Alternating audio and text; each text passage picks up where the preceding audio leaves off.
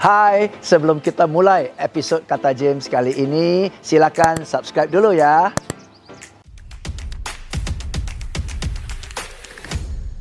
Banyak orang bilang kalau mau ada kemajuan, kekurangan-kekurangan kita diperbaiki.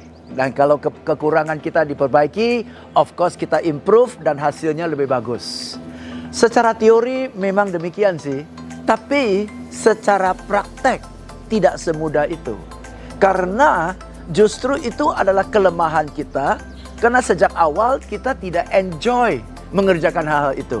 Dan karena kita tidak enjoy, maka kita nggak fokus. Dan karena kita tidak fokus, maka hasil kita, kemampuan kita kurang bagus. Betul ya? Nah, untuk memperbaiki itu, ya teorinya sih benar. Tapi nggak mudah. Ya, yuk saya gambarkan ya. Saya gambarkan supaya kita bisa lihat penjelasannya. Setiap orang punya kelebihan-kelebihan. Oke, Anda punya kelebihan tertentu, saya juga punya kelebihan tertentu. Setiap orang juga punya kekurangan. Oke, Anda punya kekurangan tertentu, saya juga punya kekurangan tertentu. Oke? Nah, menurut teori yang tadi, kalau mau ada kemajuan, kekurangan ini diperbaiki. Kekurangan ini diperbaiki. Dan Anda dan saya tahu bahwa secara teori sih benar, tapi secara praktek amat sangat sulit. Betul kan? Ya, karena ini memang justru adalah kelemahan karena mungkin satu, bakat kita bukan di sana. Kedua, passion kita bukan di sana.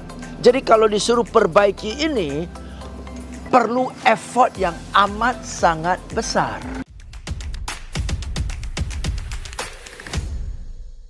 Maka dari itu, sejak dulu saya selalu punya guilty feeling bahwa saya tahu secara teori harus perbaiki kelemahan-kelemahan saya, tapi bawaan sehari-hari malas banget untuk perbaiki kelemahan-kelemahan saya.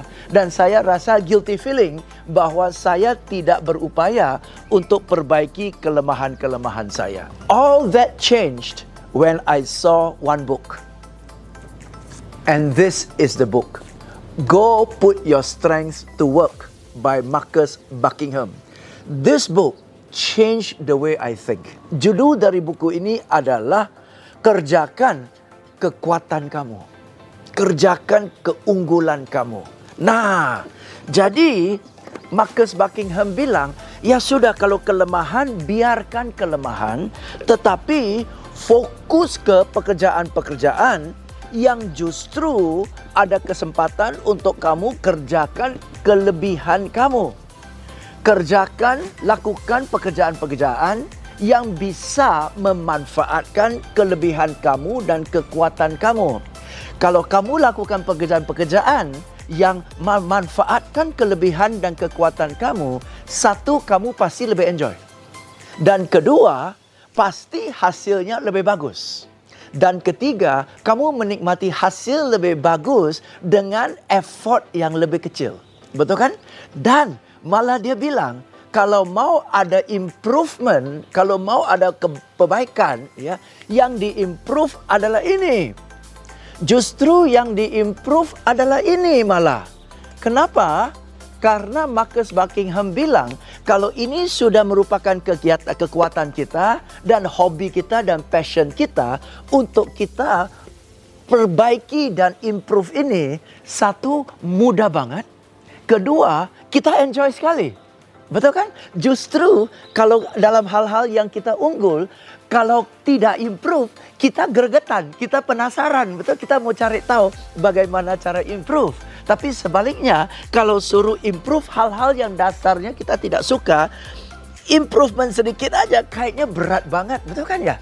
Jadi, in theory, yes, improve your weaknesses. But in reality, it is much easier and a lot more effective to work on your strengths and improve your strengths. Teman-teman, kalau Anda lihat orang-orang sukses di seluruh dunia, mereka sukses karena mereka justru memanfaatkan, mengandalkan kekuatan mereka. Mereka tidak pernah berusaha perbaiki kelemahannya sampai kelemahan itu jadi kekuatan. Sulit. Betul kan? Penyanyi manfaatkan bakatnya. Pelukis, manfaatkan bakatnya. Pengusaha, manfaatkan bakatnya. Betul kan? Jadi, put your strengths to work. Nah, next.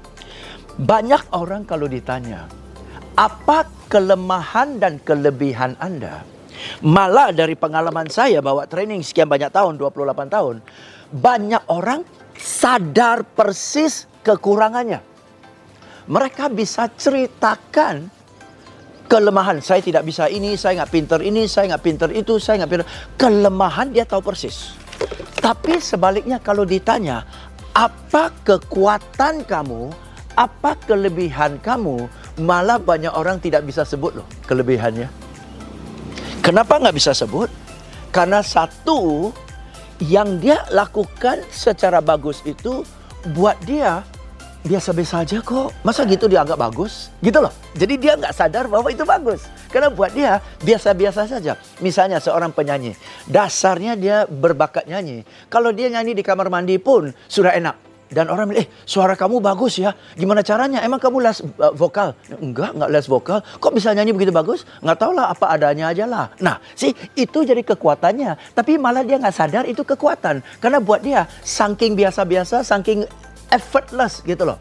Okay? So, banyak orang tidak tahu kekuatannya.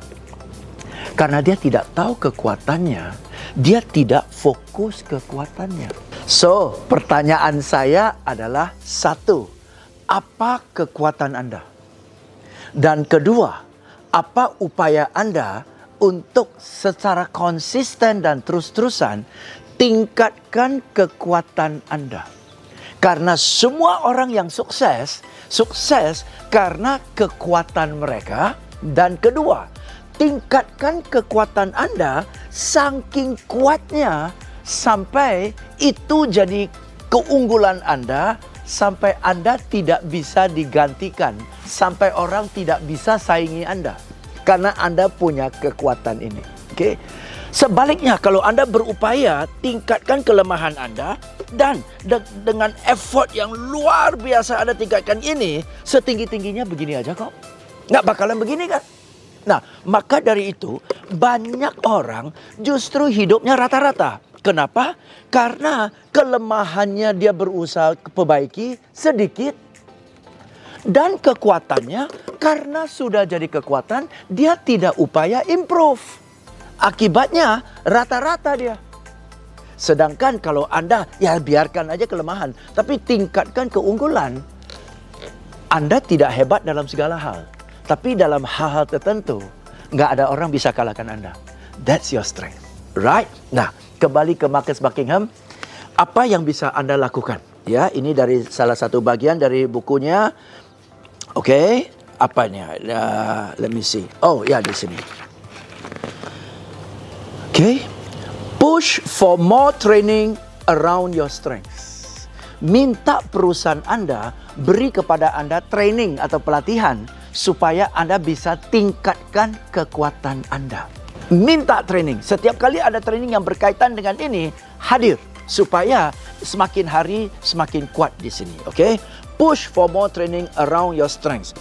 Push for inclusion on teams or project that could really use your strength. Selalu minta Anda di-include, selalu minta Anda diikutsertakan dalam tugas-tugas dan projek-projek yang bisa memanfaatkan kekuatan Anda. Sehingga satu, kekuatan Anda tambah diasah. Dan kedua, semakin banyak orang tahu Anda punya kelebihan ini. Dan dengan Anda kerjakan hal-hal yang bersifat ini, kontribusi Anda terhadap tim kan jadi lebih besar. Jadi Anda menjadi anggota tim yang berharga. Hanya dari sisi ini. Mana orang bisa kuat dari sini? Nggak bisa. Anda hadir di tim dengan mengerjakan ini pun. Satu, Anda bete. Kedua, kontribusi Anda nggak seberapa kan? Tuh, maksud akal kali ya. Okay. Push to spend time with colleagues who share one of your strengths and are even more adept than you at applying it. Maksudnya, selalu luangkan waktu dengan rekan-rekan Anda yang dia juga punya keunggulan-keunggulan seperti ini. Malah dianya lebih hebat daripada Anda. Sehingga Anda bersama dengan orang-orang yang sama-sama punya keunggulan Anda dan Anda bersama orang yang lebih hebat malah. Sehingga Anda bisa belajar, betul kan? Nah, and of course, menarik sekali, and of course, push away as far as you can and as quickly as you can those activities that call upon your weaknesses. Sebisa mungkin menolak, berikan kepada orang lain, okay? Hindari tugas-tugas yang justru membutuhkan kelemahan Anda. Jangan. Kenapa? Jeleknya kelihatan. Betul kan? Ya, jeleknya kelihatan. Okay? Nah, tetapi dia kasih closer. This does not mean you swagger into work each day and demand that you be asked only to do strength-based activities. No one will work with you. Jadi bukan berarti Anda ke kantor hanya menuntut, kasih saya pekerjaan-pekerjaan kayak gini. Yang gini-ginian saya nggak mau ya. Bukan itulah. Bukan maksudnya. Jangan jadi primadona seperti itu. Kalau Anda jadi primadona seperti itu, pun nggak ada orang mau kerja sama Anda lah. Sombong amat gitu loh. Okay? Tetapi minimal di balik itu, Anda sadar bahwa pelan-pelan secara anggun geser ke sini, hindari ini pelan-pelan dan lama-lama orang akan tahu. Dari dia lihat kelebihan Anda, dia akan tahu kelebihan Anda di sini dan semakin hari orang akan tahu kalau yang ginian cari Anda, kalau ginian jangan cari Anda. Orang akan tahu.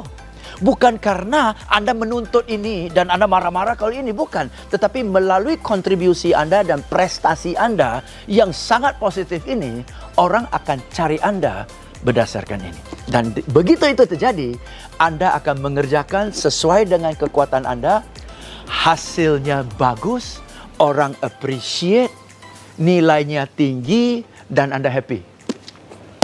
Very good book.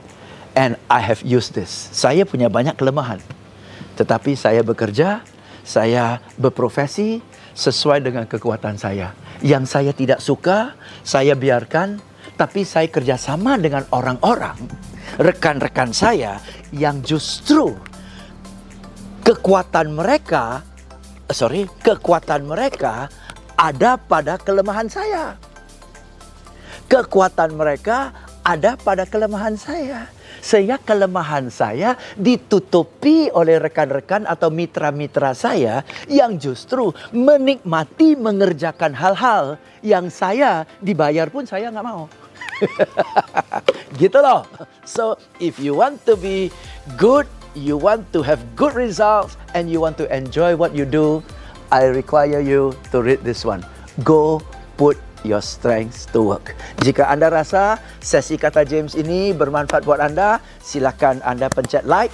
Penting sekali Anda share link ini kepada teman-teman Anda supaya mereka juga bisa menikmati pekerjaan sehari-hari dengan prestasi yang lebih tinggi. Dan jika Anda ingin dapat tips-tips selanjutnya, ingat Anda pencet subscribe. Okay? Subscribe to James Gui Official. So, I hope you've enjoyed it. I hope you've learned something from it. I will see you in the next episode of Kata James.